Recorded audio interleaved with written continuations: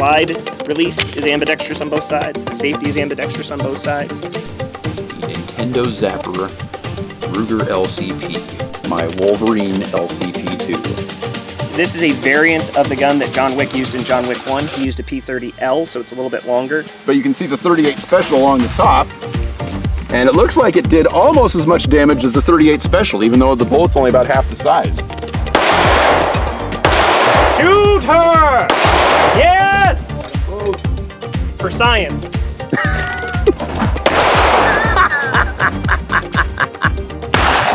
Oh!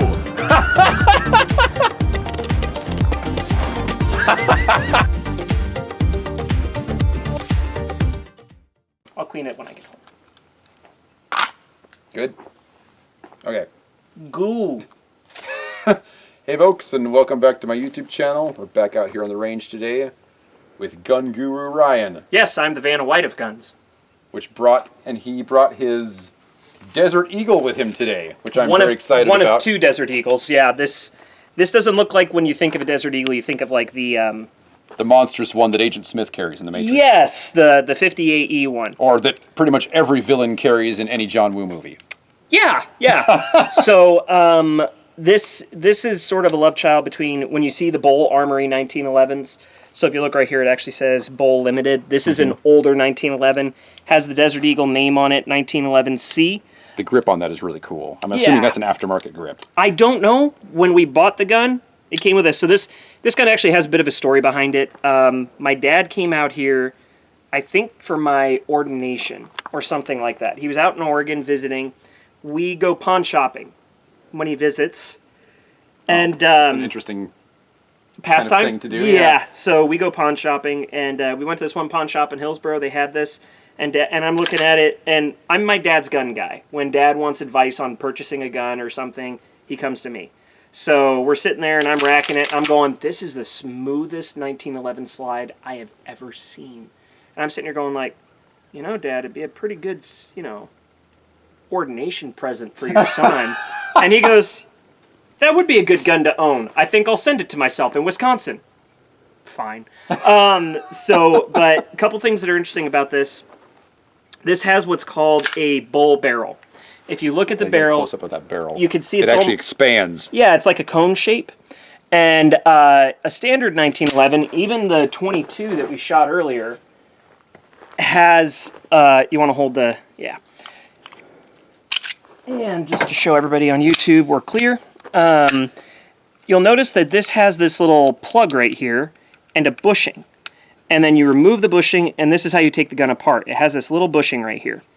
The thing that's interesting about the Bull Armory guns, this is where the name, I believe, Bull Barrel came from, is that they don't have that bushing. All 1911s have that bushing, not the Bull Barrel ones. They still have the plug here, but you notice there's nothing wrapping around the Bull Barrel. It's because they have to make room for the fatter barrel. So in order to take it apart, you actually have to use, believe it or not, a paper clip into that little hole right there. And then the whole thing lifts out, and then the barrel lifts out. So it has the advantage of the Bull Barrel is that it has more weight, so that you feel it tames the recoil on the shots. I've got one in one of my revolvers, and it's very nice. Yeah, beaver tail grip safety. It's got a, I think it's an aluminum trigger.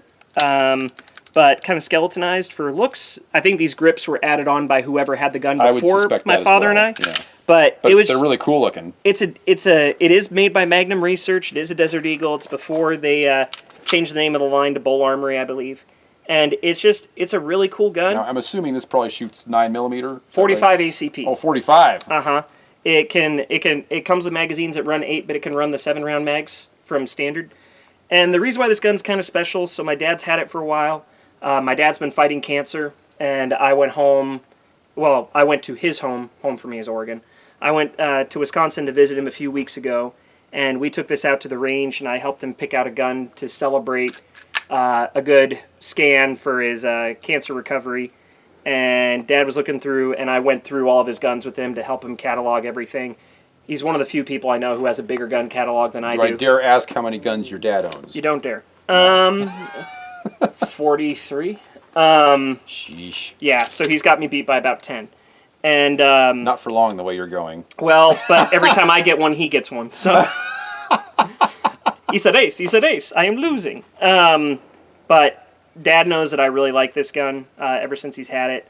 And this is one of his favorite guns they had in his collection. But with everything he's been going through, I think he kind of wanted to raise my spirits a bit and just do something kind. And so he gave me his Desert Eagle 1911. And so, and part of it too is we took it to the range and it was jamming. The reason why it's jamming is that it's like brand spanking new, and this gun needs, because of the bull barrel and everything, it needs a break-in of about 200 rounds. And Dad said, I know if you take it, it's not going to sit in the safe. You'll take it out, you'll shoot it, it'll break in, it'll run smooth. So, son, go ahead, take it with you. And so I had my first experience checking a gun in a bag at the airport, because it turns out that's easier than shipping it. And brought it home, and so here we are today.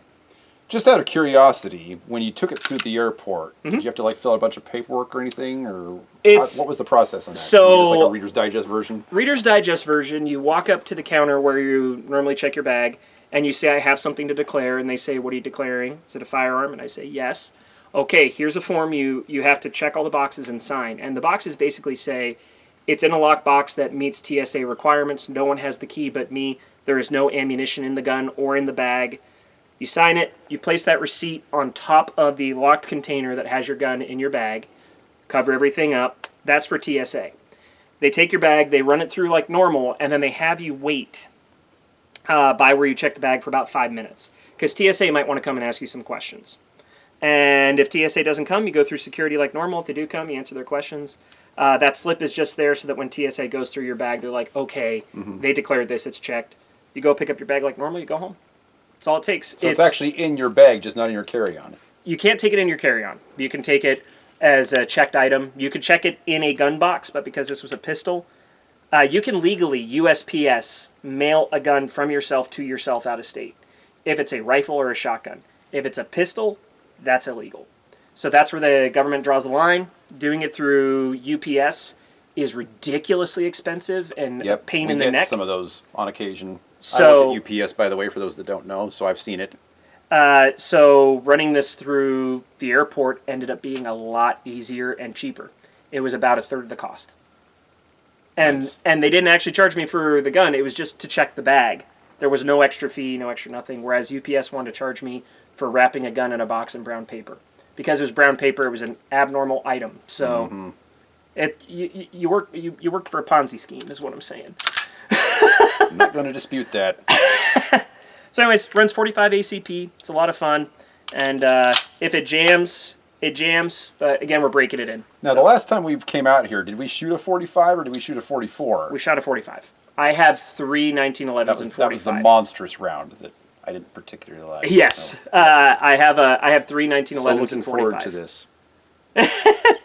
Bull barrel. Less punch. All right. We'll see how we do.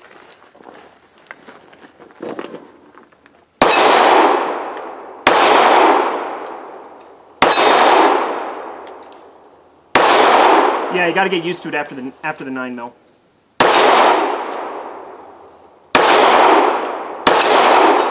And that's 7. It's weird. You're weird. A gun that huge only holds 7, but Because the bullets are huge. And this is the reason why this gun is called a 1911. It was patented in 1911. Back then, having 7 rounds was like yeah, 7 rounds because everyone else had 6. Yeah. Yeah. Now technically it's 7 plus 1. 7 plus 1. You put 1 in the pipe. Yep. Alrighty. Let's see how you do. This, it's not a 9mm. I'm not a big fan of the huge caliber guns. Safety's on, by the way. There you go. Ugh.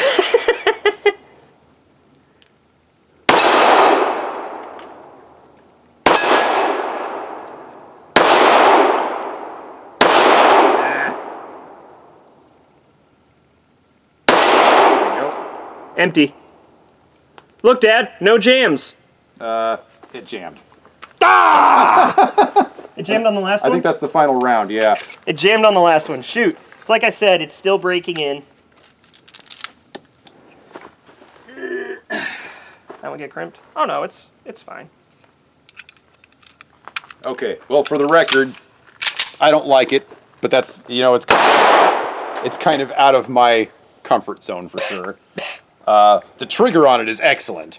The grip on it's really nice. I really like the way it sits in your hand with the grip safety and all that. I mean, it's got a nice feel to it. Just 45 is not my jam, but it is a really nice piece. Yeah. Yeah. So, it's for you, Pop. Thanks for watching, everybody. Have a good day. See you in the next one.